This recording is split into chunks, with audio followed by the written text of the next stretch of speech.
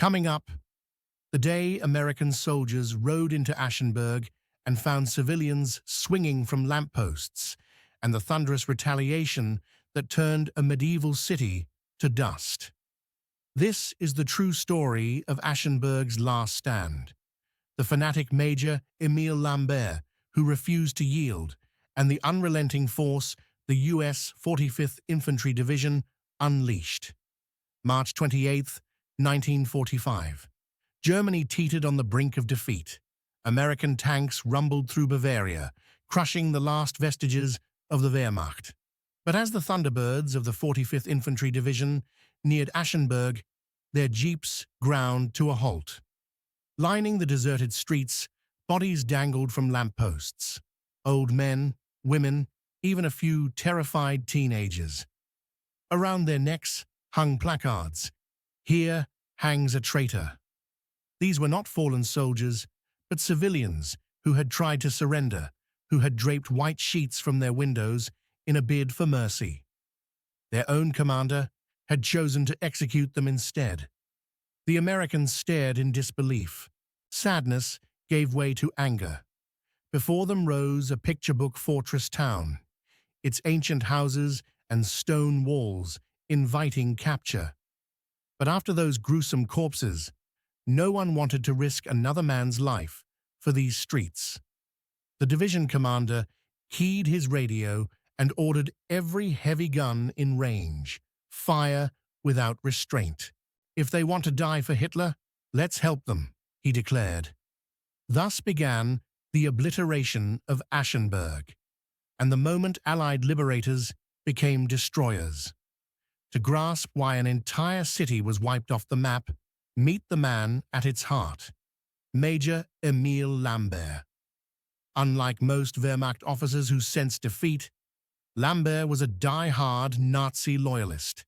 Tasked with defending Aschenberg by Hitler's direct command, Festung Aschenberg, hold to the last stone.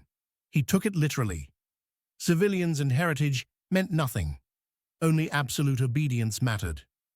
With regular troops depleted, he mobilized the Volkssturm, old hunters with rifles, 14-year-old Hitler youth, and convalescents dragged from hospital beds.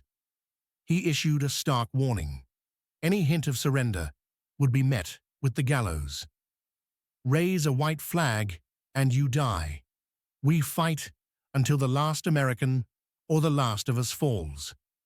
Inside their cellars, the townspeople trembled as American thunder drew near.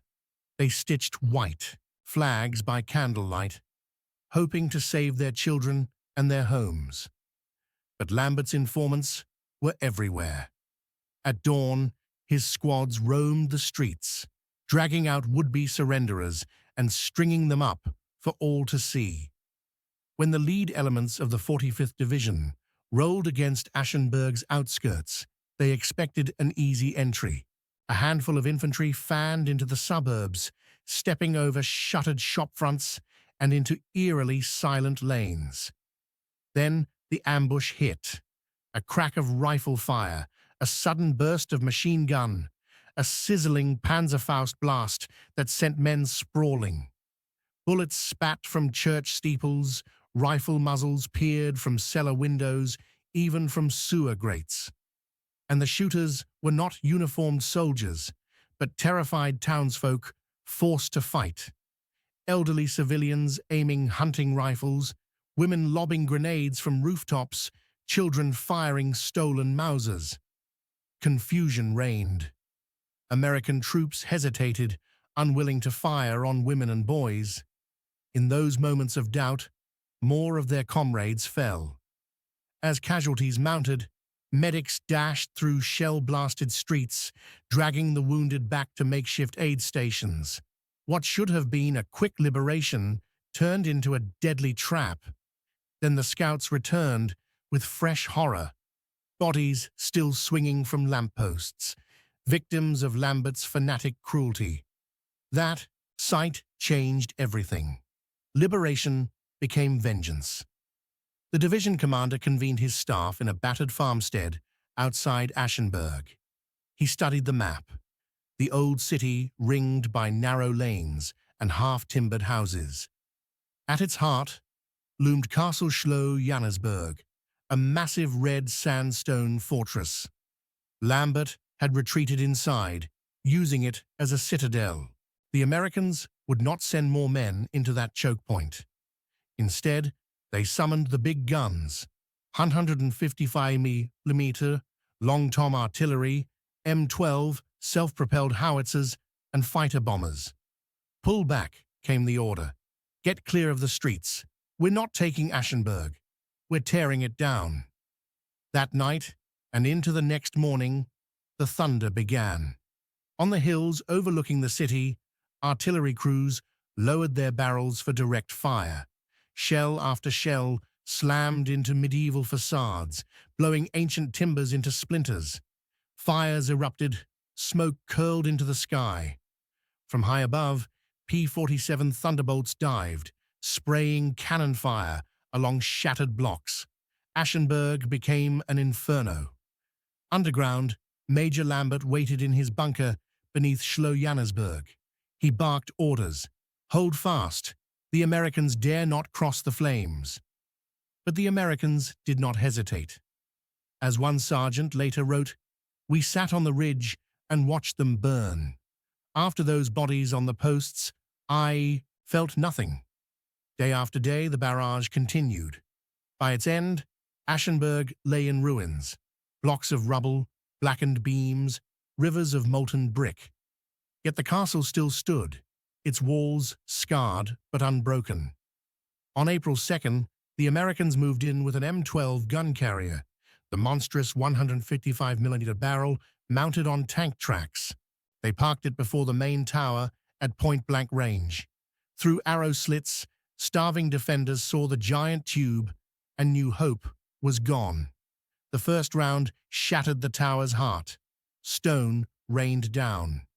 Shell 2, 3, 4 ripped through walls built in the 17th century. Flames swallowed corridors. Inside, wounded Germans cried out. Teenage Hitler youth wailed in terror. Some begged Lambert to surrender. "Major, we cannot stand this wall of fire." He drew his pistol and threatened his own men, but exhaustion won. Just after dawn, on April 3rd, shotgun bursts died away. A tattered white flag fluttered from a slit in the wall. The Americans held their fire. One by one, German survivors emerged, coated in red sandstone dust, coughing as they stumbled toward the rubble. Major Emile Lambert stepped out last, chest thrust forward, medals gleaming. He raised a salute. Lieutenant Colonel Felix Sparks, the man who would later liberate Dachau, stared at him without returning it. "Get him out of my sight before I shoot him myself," Sparks ordered his MPs. Lambert was unarmed, hauled into a jeep as townspeople crawled from cellars. They spat, they cursed, they called him murderer. 10 days after the first shot, Aschaffenburg's ordeal ended.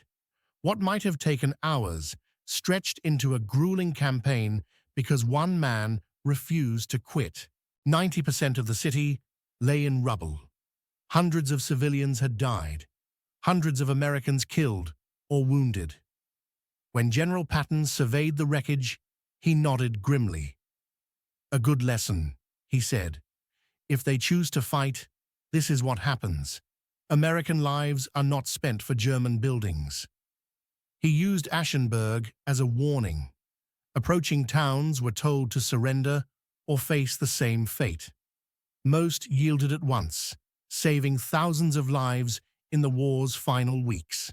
As for Major Lambert, he did not slip quietly back to civilian life. Accused of murdering his own people for daring to show a white flag, he faced a military tribunal. Convicted of war crimes, he was sentenced to death, though later his penalty was reduced to a prison term.